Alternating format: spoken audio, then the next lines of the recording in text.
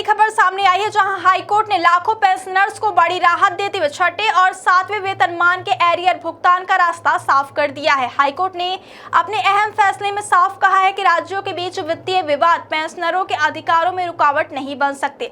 अदालत की इस टिप्पणी के बाद लंबे समय से अटके एरियर भुगतान को लेकर नई उम्मीद जगी है। इस फैसले को रिटायर्ड कर्मचारियों के लिए बड़ी जीत माना जा रहा है। दरअसल पिछले कई वर्षों से पेंशनर्स अपने एरियर भुगतान की मांग कर रहे थे। उनका कहना था कि छठे और सातवें वेतनमान का लाभ तो घोषित कर दिया गया, लेकिन एरियर की राशि अब तक नहीं मिली है।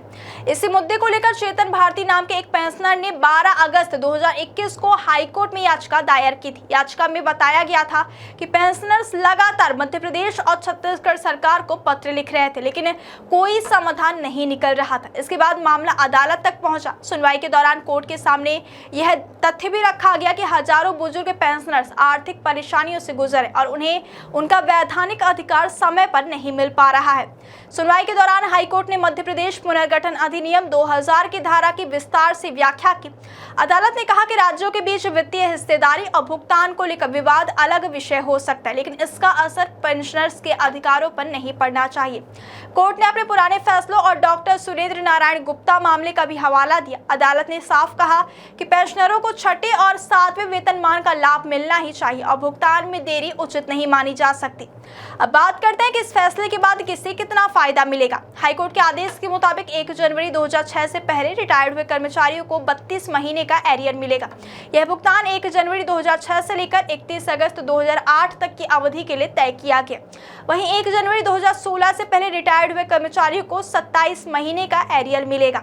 यह राशि 1 जनवरी 2016 से 31 मार्च 2018 तक की अवधि के लिए दी जाएगी। इस फैसले से लाखों पेंशनर्स को आर्थिक राहत मिलने की उम्मीद है। कई कर्मचारी संगठनों ने इसे ऐतिहासिक फैसला बताया है। उनका कहना है कि लंबे संघर्ष और कानूनी लड़ाई के बाद आखिरकार पेंशनरों को न्याय मिला है।